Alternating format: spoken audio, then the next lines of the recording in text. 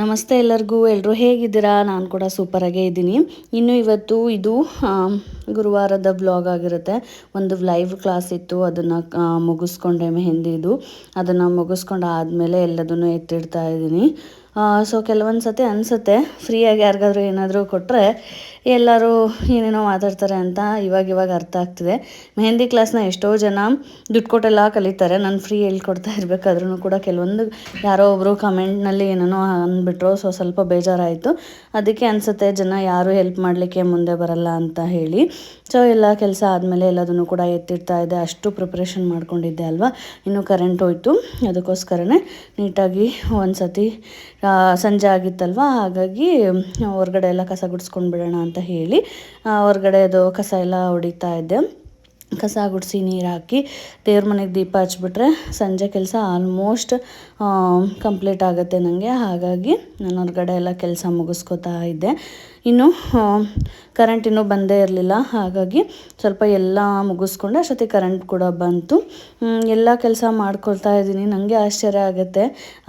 ಯಾವಾಗಲೂ ಅನಿಸೋದು, ಅಮ್ಮ ಹೇಳೋ ಒಂದು ಮಾತು, ನಾನು ಇಲ್ದಾಗ ನಿಂಗೆ ಗೊತ್ತಾಗುತ್ತೆ, ಇವಾಗ ನಾನು ಇದ್ದೀನಲ್ವ ಅದಕ್ಕೆ ನನಗೆ ಏನೂ ಅನ್ನಿಸ್ತಿಲ್ಲ ಅಂತ. ಹೌದು, ಅದು ತುಂಬಾ ನಿಜ.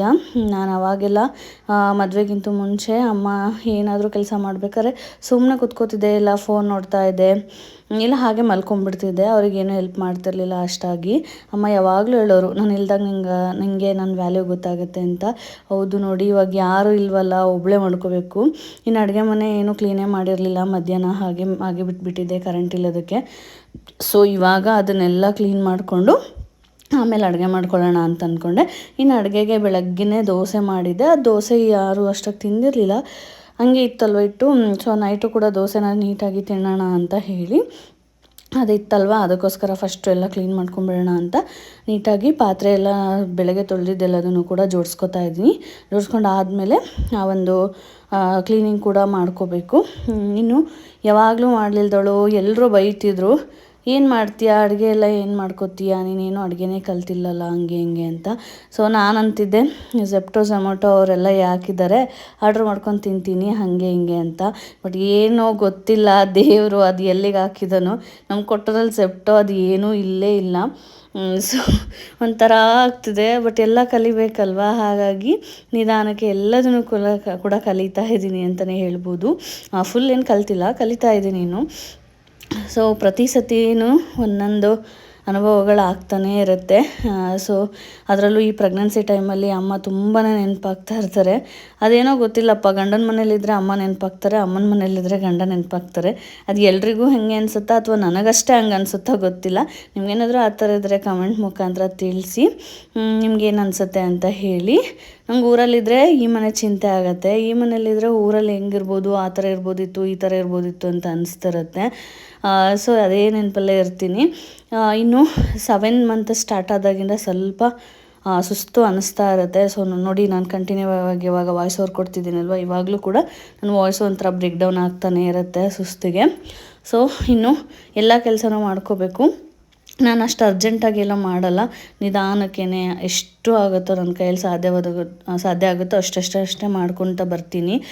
ಸದ್ಯಕ್ಕೆ ಇನ್ನು ಯಾರನ್ನೂ ಹೆಲ್ಪರ್ನ ಇಟ್ಕೊಂಡಿಲ್ಲ. ಸೊ ಊರಿಗೆ ಹೋಗ್ಬೇಕಾದ್ರೆ ನೋಡಬೇಕು, ಅಭಿಯವ್ರಿಗೆ ಯಾರಿಗಾದ್ರೂ ಅಡುಗೆ ಮಾಡಲಿಕ್ಕೆ ಹೇಳಿ ಹೋಗೋಣ ಅಂತ ಅಂದ್ಕೊಂಡಿದ್ದೀನಿ. ಇನ್ನೂ ಅದನ್ನು ಡಿಸೈಡ್ ಆಗಿಲ್ಲ. ಬಟ್ ಇವಾಗಿನವರೆಗೂ ನಾನೇನು ಯಾರನ್ನೂ ಹಿಡ್ಕೊಂಡಿಲ್ಲ ಕೆಲಸದವ್ರನ್ನ. ಎಲ್ಲ ಕೆಲಸನೂ ನೀಟಾಗಿ ಮೆಲ್ಲಕ್ಕೆ ಒಬ್ಬೊಬ್ಬಳೇ ಮಾಡ್ಕೋತೀನಿ. ಅಭಿಯವ್ರು ಕೂಡ ಸ್ವಲ್ಪ ಹೆಲ್ಪ್ ಮಾಡ್ತಾರೆ. ಇನ್ನೂ ಫೈನಲಾಗಿ ಅಡುಗೆ ಮನೆ ಇಷ್ಟು ನೀಟಾಯಿತು. ಸೊ ಈ ಥರ ಕ್ಲೀನ್ ಆಗಿಬಿಟ್ರೆ ಒಂಥರ ಸಮಾಧಾನ ಮನಸ್ಸಿಗೆ, ಏನೋ ಒಂಥರ ಎಲ್ಲ ಕ್ಲೀನ್ ಆಯ್ತಲ್ವ ಅನ್ನೋ ಒಂದು ಭಾವನೆ ಅಷ್ಟೇ. ಸೊ ಇದೆಲ್ಲ ಮುಗಿಸ್ಕೊಂಡಾದಮೇಲೆ ಫೇಸ್ ವಾಶ್ ಮಾಡಿಕೊಂಡು ದೀಪ ಹಚ್ಚೋಣ ಅಂತ ಬಂದೆ. ಸೊ ಸಿಂಪಲ್ಲಾಗಿ ಸಂಜೆ ಹೊತ್ತು, ಬೆಳಗ್ಗೆ ಅಭಿಯವ್ರು ಪೂಜೆ ಮಾಡೋಗಿರ್ತಾರೆ, ನಾನಿವಾಗ ಸಂಜೆ ಹೊತ್ತು ದೀಪ ಮಾತ್ರ ನಾನು ಹಚ್ಚೋದು. ಕೆಲವೊಂದು ಸತಿ ನಾನೇ ಪೂಜೆ ಮಾಡಿಬಿಡ್ತೀನಿ, ನಂಗೆ ಮನಸ್ಸಿತ್ತು ಅಂತಂದರೆ. ನನಗೆ ತುಂಬ ಪೂಜೆ ಅದೆಲ್ಲ ಮಾಡಬೇಕು, ಬಟ್ ನನಗೆ ಯಾವಾಗ ಅನಿಸುತ್ತೋ ಅವಾಗ ಮಾಡಬೇಕು ಅನಿಸುತ್ತೆ. ನಾನು ಭಕ್ತಿ ಮನಸ್ಸಲ್ಲೇ ಇರುತ್ತೆ. ಸಿಂಪಲ್ಲಾಗಿ ಸ್ಕಿನ್ ಕೇರ್ ಮಾಡಿಕೊಂಡೆ. ಏನೂ ಇಲ್ಲ, ಒಂದು ಮಾಯ್ಶ್ಚರೈಸರು, ಒಂದು ಸನ್ಸ್ಕ್ರೀನ್ ಹಚ್ಕೊಂಡು, ಕುಂಕುಮ ಹಚ್ಕೊಂಡು, ವಿಭೂತಿ ಹಚ್ಕೊಂಡ್ಬಿಟ್ರೆ ಸಂಜೆ ಸ್ಕಿನ್ ಕೇರ್ ಮುಗ್ದೋಗ್ಬಿಡುತ್ತೆ. ಅದರಲ್ಲೂ ನಿಮ್ಗೆ ಗೊತ್ತಿರುತ್ತೆ ಈ ಪ್ರೆಗ್ನೆನ್ಸಿ ಟೈಮಲ್ಲಿ ಫೇಸು ಅಥವಾ ಬಾಡಿ ಎಲ್ಲ ಎಷ್ಟು ಚೇಂಜ್ ಆಗ್ತಾ ಇರುತ್ತೆ ಅಂತ. ಏನಂದರೆ ಏನೂ ನಮ್ಮ ಕೈಯಲ್ಲಿರಲ್ಲ, ಎಲ್ಲ ಹಾರ್ಮೋನಲ್ ಚೇಂಜಸ್ಸು. ಒಂದೊಂದು ಸತಿ ಖುಷಿ ಆಗುತ್ತೆ, ಒಂದೊಂದು ಸತಿ ದುಃಖ ಆಗುತ್ತೆ, ಸಡನ್ನಾಗಿ ಅಳಬೇಕು ಅನಿಸುತ್ತೆ. ಅಷ್ಟೆಲ್ಲ ಮೂಡ್ ಸ್ವಿಂಗ್ಸ್ ಆಗುತ್ತಾ ಅಂತ ನೀವು ಕೇಳ್ಬೋದು. ನಾನು ಕೂಡ ಹಾಗೆ ಅಂದ್ಕೊಂಡಿದ್ದೆ, ಏನಾಗಲ್ಲ, ಆರಾಮಿರ್ಬೋದು ಅಂತ ಹೇಳಿ. ಬಟ್ ನನ್ನಲ್ಲೇ ಆ ಚೇಂಜಸ್ ಕಾಣಿಸ್ತಾ ಇದೆ. ಸೊ ಈ ಒಂದು ಮದರ್ಹುಡ್ ಜರ್ನಿನ ತುಂಬ ಚೆನ್ನಾಗಿ ಎಂಜಾಯ್ ಮಾಡ್ತಾಯಿದ್ದೀನಿ ಅಂತಲೇ ಹೇಳ್ಬೋದು. ಇನ್ನು ಒಂಥರ ಮನೆಯಿಂದ ಇಲ್ಲೂ ಆಚೆ ಅಷ್ಟಾಗಿ ಹೋಗ್ತಿಲ್ಲಲ್ವ, ಸೊ ಮನೆಯಲ್ಲೇ ಇರೋದ್ರಿಂದ ಬುಕ್ಗಳನ್ನ ಓದ್ತೀನಿ, ಕತೆಗಳನ್ನ ಓದ್ತೀನಿ, ಹಾಗೆಯೇ ಏನಾದರೂ ಬರೆಯೋದಿದ್ರೆ ಬರಿತೀನಿ. ಸ್ವಲ್ಪ ಇದೇ ಥರ ಯೂಟ್ಯೂಬಲ್ಲಿ ಏನಾದ್ರು ವೀಡಿಯೋಸ್ ನೋಡ್ತಾ ಇರ್ತೀನಿ. ಒಂಥರ ಮೈಂಡ್ ರಿಫ್ರೆಶ್ ಅನಿಸ್ತಾ ಇರುತ್ತೆ. ಇಷ್ಟೊಂದು ಖಾಲಿ ಇರಬಾರ್ದಪ್ಪ ಅಂತ ಅನಿಸುತ್ತೆ. ಅವಾಗೆಲ್ಲ ವರ್ಕ್ ಮಾಡ್ಬೇಕಾದ್ರೆ ಅನ್ನಿಸ್ತಿತ್ತು, ಸೊ ಯಾವಾಗಪ್ಪ ಈ ಕೆಲಸದಿಂದ ಎಲ್ಲ ಸಮಾಧಾನದಿಂದ ಮನೇಲಿರ್ತೀವಿ ಅಂತ. ಬಟ್ ಇವಾಗ ಫ್ರೀನೇ ಇದ್ದೀವಿ. ಫ್ರೀನೇ ಇದ್ದಾಗ ಏನಾದರೂ ವರ್ಕ್ ಇರಬೇಕಾಗಿತ್ತು, ಸುಮ್ಮನೆ ಮನೇಲಿ ಖಾಲಿ ಬಿದ್ದಿದ್ದೀವಲ್ಲ ಅನಿಸುತ್ತೆ. ಒಂಥರ ಹಾಗಿದ್ರೆ ಹಿಂಗೆ ಬೇಕು ಅನಿಸುತ್ತೆ, ಹಿಂಗಿದ್ರೆ ಹಂಗೆ ಬೇಕು ಅನಿಸುತ್ತೆ. ಒಂಥರ ಡಿಫ್ರೆಂಟ್ ಫೀಲಿಂಗ್ ಅಂತಲೇ ಹೇಳ್ಬೋದು. ಎಲ್ಲ ಸುಸ್ತು, ಕಾಲು ನೋವು, ಎಲ್ಲದ್ರ ನಡುವೆ ಬೇಬಿ ಕಿಕ್ ಮಾಡುತ್ತಲ್ವ, ಸೊ ಆ ಮೂಮೆಂಟ್ನ ಎಂಜಾಯ್ ಮಾಡ್ತಿದ್ದೀನಿ ಅಷ್ಟೇ. ಇನ್ನೂ ಸಂಜೆ ಆಗಿತ್ತಲ್ವ, ಸೊ ದೀಪನ ಹಚ್ತಾ ಇದ್ದೀನಿ. ಆಲ್ಮೋಸ್ಟ್ ಸ್ವಲ್ಪ ಕೆಳಗಡೆ ಕೂರಲ್ಲ ತುಂಬ ಟೈಮು. ಒಂದೊಂದು ಸತಿ ತುಂಬಾ ಮನಸ್ಸಿಗೆ ಬೇಜಾರಾದಾಗ ಆರಾಮಾಗಿ ದೇವ್ರ ಮುಂದೆ ಕೂತ್ಕೊಂಡ್ಬಿಡ್ತೀನಿ. ಸ್ವಲ್ಪ ಹೊತ್ತು ಕೂತ್ಕೊಂಡು ಧ್ಯಾನ ಮಾಡೋದ್ರಿಂದ ಸ್ವಲ್ಪ ಸಮಾಧಾನ ಅಥವಾ ಮನಸ್ಸಿಗೇನೋ ನೆಮ್ಮದಿ ಅನಿಸುತ್ತೆ. ಸೊ ಹಾಗಾಗಿ ಎಲ್ಲ ಟೈಮಲ್ಲೂ ಕೂತ್ಕೊಳ್ಳೋಕೆ ಹೋಗಲ್ಲ. ಇವತ್ತು ಸ್ವಲ್ಪ ಸುಸ್ತಾಗಿತ್ತಲ್ವ, ಸೊ ಕೂತು ಮತ್ತೆ ಕೆಳಗಡೆ ಕೂತು ಎದ್ದರೆ ಸ್ವಲ್ಪ ಇನ್ನೂ ಕಷ್ಟ ಆಗುತ್ತೆ ಅಂತ ಹೇಳಿ ಹಾಗೆಯೇ ಇಲ್ಲಿ ನಿಂತ್ಕೊಂಡೇ ದೀಪ ಎಲ್ಲ ಬೆಳಗಿ ಹಚ್ತಾ ಇದ್ದೀನಿ. ಒಂಥರ ಇದಾದಮೇಲೂ ಕೂಡ ಕೆಲಸಗಳಿರುತ್ತೆ ಅಲ್ವಾ, ಸೊ ಹಾಗಾಗಿ ಇದೆಲ್ಲ ಮುಗಿಸ್ಕೊಂಡು ಒಂದು ಕಪ್ ಟೀ ಕುಡಿಯೋಣ ಅಂತ ಹೇಳಿ ಅಡುಗೆ ಮನೆಗೆ ಬಂದೆ. ಸೊ ಒಂದೊಂದ್ಸತಿ ಟೀ ಮಾಡೋದ ಅಂತ ನೋಡ್ತಾ ಇದ್ದೆ, ಅಷ್ಟೊತ್ತಿಗೆ ಒಂದು ಬ್ರೂ ಕಾಫಿ ಪೌಡರ್ ಕಾಣಿಸ್ತು. ಸೊ ಹಾಗಾಗಿ ಕಾಫಿನೇ ಮಾಡ್ಕೊಳ್ಳೋಣ, ಇನ್ನೇನು ಬೇಡ ಅಂತ ಹೇಳಿ ಕಾಫಿನ ಮಾಡ್ಕೊಳ್ಳೋಕೆ ಇಟ್ಕೋತಾ ಇದ್ದೀನಿ. ಸೊ ನನಗೂ ಕೂಡ ರೆಗ್ಯುಲರಾಗಿ ವೀಡಿಯೋಸ್ನ ಅಪ್ಲೋಡ್ ಮಾಡಬೇಕು ಅಂತ ಅನಿಸುತ್ತೆ. ಬಟ್ ನೈಟ್ ನಿದ್ದೆ ಆಗಿರಲ್ಲ, ಅಥವಾ ಏನೋ ಒಂಥರ ಸುಸ್ತಿಗೂ ಏನೋ ಗೊತ್ತಿಲ್ಲ, ಅಡುಗೆ ಮಾಡಿದರೆ ಸಾಕಪ್ಪ ಅನ್ನಿಸ್ತಾ ಇರುತ್ತೆ, ಅಥವಾ ಮನೆ ಕೆಲಸ ಮಾಡಿದರೆ ಸಾಕು ಅಂತ ಅನ್ನಿಸ್ತಿರುತ್ತೆ ಕೆಲವೊಂದು ಸತಿ. ಆವಾಗ ನಾನು ವೀಡಿಯೋ ಎಲ್ಲ ಮಾಡ್ಕೊಳ್ಳೋಕೆ ಹೋಗಲ್ಲ, ಆರಾಮಾಗಿ ಬೇಗನೆ ಎಲ್ಲದನ್ನು ಕೂಡ ಮಾಡ್ಕೊಂಡು ಬಿಡ್ತೀನಿ. ಇನ್ನೊಬ್ರು ಯಾರಾದರೂ ಜೊತೆಗೆ ಇರಬೇಕಿತ್ತು ಅಂತ ಅನಿಸುತ್ತೆ, ಯಾಕಂದ್ರೆ ಜೊತೆಗಿದ್ರೆ ಅವ್ರು ವೀಡಿಯೋ ಮಾಡ್ಬೋದು ಅಲ್ವಾ. ಬಟ್ ಇವಾಗ ನಾನೇ ಎದ್ದೋಗಬೇಕು, ನಾನೇ ಅದನ್ನು ವಿಡಿಯೋ ಸೆಟ್ ಮಾಡಬೇಕು, ಮತ್ತೆ ಬಂದು ಕೆಲಸನ ಮಾಡ್ಕೋಬೇಕು. ಸೊ ಆವಾಗ ಒಂದು ಸ್ವಲ್ಪ ಕಷ್ಟ ಅನಿಸುತ್ತೆ. ಹಾಗಾಗಿ ಸ್ವಲ್ಪ ಎಲ್ಲದನ್ನು ಕೂಡ ಕಡಿಮೆ ಮಾಡಿದ್ದೀನಿ. ಇನ್ನು ಕೆಲವೊಬ್ರು ಕೇಳ್ತಾ ಇರ್ತಾರೆ, ಏನು ಯೂಟ್ಯೂಬ್ ಮಾಡ್ತಿದ್ಯಾ, ಅದರಿಂದ ದುಡ್ಡೇನಾದರೂ ಬಂತಾ ಅಂತ. ಬಂದರೆ ಖಂಡಿತವಾಗ್ಲೂ ಅವರಿಗೆ ಫಸ್ಟ್ ಹೇಳೋದು ನಾನು. ಗೊತ್ತಿರುತ್ತೆ ಇನ್ನು ಇವಾಗ ಸ್ಟಾರ್ಟ್ ಮಾಡಿದ್ದಾಳೆ ಅಂತ, ಬಟ್ ಆದರೂ ಕೇಳ್ತಾ ಇರ್ತಾರೆ. ಅದರಲ್ಲಿ ತುಂಬ ಜನ ಅಂತೂ ಸಪೋರ್ಟ್ ಮಾಡೇ ಇರ್ತಾರೆ, ತುಂಬ ಚೆನ್ನಾಗಿ ಬರುತ್ತೆ ನಿಮ್ಮ ವೀಡಿಯೋಸ್ ಅಂತ ಹೇಳಿ. ಅವಾಗೆಲ್ಲ ಎಷ್ಟು ಖುಷಿ ಆಗುತ್ತೆ ಅಂದರೆ, ಹಬ್ಬ ಮಾಡಿದ್ಕೂ ಸಾರ್ಥಕ ಆಯಿತು ಅನ್ನಿಸ್ತಾ ಇರುತ್ತೆ. ಕೆಲವೊಬ್ರು ಇರ್ತಾರಲ್ವ, ಎಲ್ಲ ಗೊತ್ತಿದ್ದವರೇ ಕೇಳೋದು, ಯಾರೋ ಹೊರಗಿನವ್ರು ನಮಗೇನೋ ಮಾತಾಡಲ್ಲ. ಎಷ್ಟು ಬಂದಿದೆ, ಎಷ್ಟು ದುಡ್ದಿದೆಯಾ ಅಂತ. ಖಂಡಿತವಾಗ್ಲೂ ನನ್ನ ಯೂಟ್ಯೂಬ್ ಪೇಮೆಂಟ್ ಬಂದಾಗ ಮೊದಲಿಗೆ ಅವರಿಗೆ ಹೇಳಬೇಕು ಅನ್ನೋ ಒಂದು ಆಸೆ ಇದೆ. ಸೊ ಹಾಗಾಗಿ ಆ ಒಂದು ರೈಟ್ ಟೈಮಿಗೆ ವೆಯ್ಟ್ ಮಾಡ್ತಾ ಇದ್ದೀನಿ.